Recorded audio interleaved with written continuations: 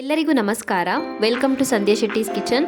ಇವತ್ತಿನ ವಿಡಿಯೋದಲ್ಲಿ ಕುಂದಾಪುರ ಶೈಲಿಯಲ್ಲಿ ತೆಂಗಿನಕಾಯಿ ತುರಿನ ಯೂಸ್ ಮಾಡಿಬಿಟ್ಟು ಆಮ್ಲೆಟ್ ಹೇಗೆ ಮಾಡೋದು ಅಂತ ನೋಡೋಣ. ಮೊದಲಿಗೆ ನಾನಿಲ್ಲಿ 1 ಕಪ್ ಆಗುವಷ್ಟು ತೆಂಗಿನಕಾಯಿ ತುರಿನ ತಗೊಂಡಿದ್ದೀನಿ. ಹಾಗೆಯೇ ಒಂದು ಚೆನ್ನಾಗಿ ಹೆಚ್ಚಿರುವಂಥ ಈರುಳ್ಳಿ, ಒಂದು ಚೆನ್ನಾಗಿ ಹೆಚ್ಚಿರುವಂಥ ಟೊಮ್ಯಾಟೊ,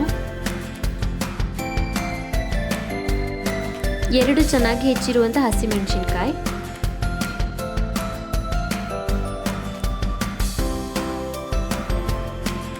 ಅರ್ಧ ಚಮಚ ಆಗುವಷ್ಟು ಜಜ್ಜಿರುವಂಥ ಬೆಳ್ಳುಳ್ಳಿ, 1 ಚಮಚ ಆಗುವಷ್ಟು ಅಚ್ಚ ಖಾರದ ಪುಡಿ, 1/4 ಚಮಚ ಆಗುವಷ್ಟು ಅರಿಶಿನ ಪುಡಿ,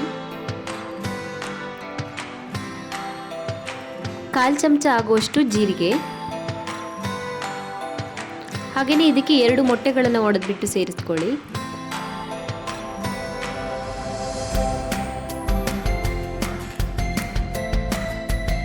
ಕೊನೆಯದಾಗಿ ರುಚಿಗೆ ತಕ್ಕಷ್ಟು ಉಪ್ಪನ್ನು ಸೇರಿಸ್ಕೊಳ್ಳಿ. ನಾನೊಂದು 1/4 ಚಮಚ ಆಗುವಷ್ಟು ಉಪ್ಪನ್ನು ಹಾಕೊಂಡಿದ್ದೀನಿ. ಮಿಕ್ಸ್ ಮಾಡ್ಕೊಳ್ಳಿ ಚೆನ್ನಾಗಿ.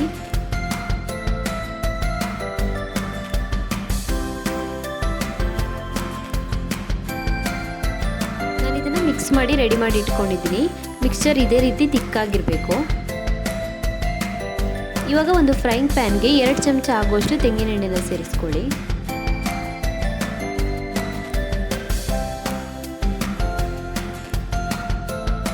ಸ್ಪ್ರೆಡ್ ಮಾಡ್ಕೊಳ್ಳಿ ಚೆನ್ನಾಗಿ ಎಣ್ಣೆನ ಎಲ್ಲ ಕಡೆಗೆ.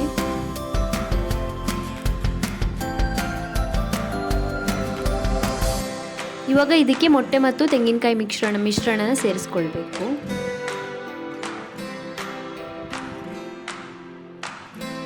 ಸ್ಪ್ರೆಡ್ ಮಾಡ್ಕೊಳ್ಳಿ ಚೆನ್ನಾಗಿ ಈಕ್ವಲ್ ಆಗಿ, ಆಮ್ಲೆಟ್ ಥರ ಬರೋ ಥರ ಚೆನ್ನಾಗಿ ಸ್ಪ್ರೆಡ್ ಮಾಡ್ಕೊಳ್ಳಿ ಮಿಕ್ಸ್ಚರ್ನ.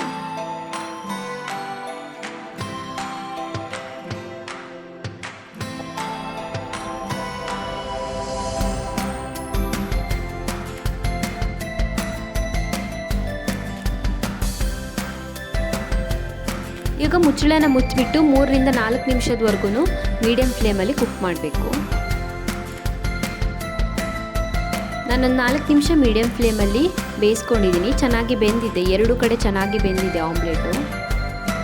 ತುಂಬ ಸಾಫ್ಟಾಗಿ ಫ್ಲಫಿಯಾಗಿ ಬರುತ್ತೆ, ಹಾಗೆಯೇ ರಿಮೂವ್ ಮಾಡೋಕ್ಕಾಗಲ್ಲ. ಸೊ ನಾವು ಇದನ್ನ 4 ಪೀಸಾಗಿ ಕಟ್ ಮಾಡಿಬಿಟ್ಟು ರಿಮೂವ್ ಮಾಡ್ಕೊಳ್ಳೋಣ. ತುಂಬ ಸಾಫ್ಟಾಗಿ ಬರುತ್ತೆ ಇದು ಆಮ್ಲೆಟು. ಟೇಸ್ಟ್ ಕೂಡ ತುಂಬ ಚೆನ್ನಾಗಿ ಬರುತ್ತೆ. ನಾವು ತೆಂಗಿನಕಾಯಿ ತುರಿಯಲ್ಲಿ ಯೂಸ್ ಮಾಡಿರೋದ್ರಿಂದ ಟೇಸ್ಟ್ ಕೂಡ ತುಂಬ ಚೆನ್ನಾಗಿ ಬರುತ್ತೆ. ಟ್ರೈ ಮಾಡಿ ನೋಡಿ ಒಂದ್ಸಲ. ಕುಂದಾಪುರ ಶೈಲಿಯಲ್ಲಿ ತೆಂಗಿನಕಾಯಿ ತುರಿನ ಯೂಸ್ ಮಾಡಿಬಿಟ್ಟು ಆಮ್ಲೆಟ್ ಹೇಗೆ ಮಾಡೋದು ಅಂತ ನೋಡಿದ್ರಲ್ಲ. Thank you for watching my video. ನಿಮಗೆ ನನ್ನ ವಿಡಿಯೋ ಇಷ್ಟವಾಗಿದ್ದರೆ ಲೈಕ್ ಮಾಡಿ, ಶೇರ್ ಮಾಡಿ, ಹಾಗೆ ನನ್ನ ಚಾನಲನ್ನು ಸಬ್ಸ್ಕ್ರೈಬ್ ಮಾಡೋದನ್ನು ಮರಿಬೇಡಿ.